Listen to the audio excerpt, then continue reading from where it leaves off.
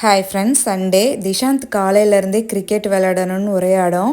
பெரிய பேட் இல்லை, plastic bat மட்டும்தான் இருந்துச்சு. அதனால வீட்டுக்குள்ளேயே 2 பேரும் விளையாண்டுட்டு இருந்தாங்க. இன்றைக்கி லஞ்சுக்கு பார்த்திங்கன்னா நாட்டுக்கோழி சிந்தாமணி தான். ஹஸ்பண்ட் இது சூப்பராக செய்வார். அதுக்காக இன்றைக்கி அவரே தான் ரெடி பண்ணினார். இண்டஸ் வேலியோட இரும்பு கடை யூஸ் பண்ணி தான் இன்றைக்கி சிக்கன் செஞ்சுருந்துச்சு. நீங்களும் இந்த ப்ராடக்ட் வாங்கணும் அப்படின்னா லிங்க் கொடுக்குறேன், செக் பண்ணி பாருங்கள்.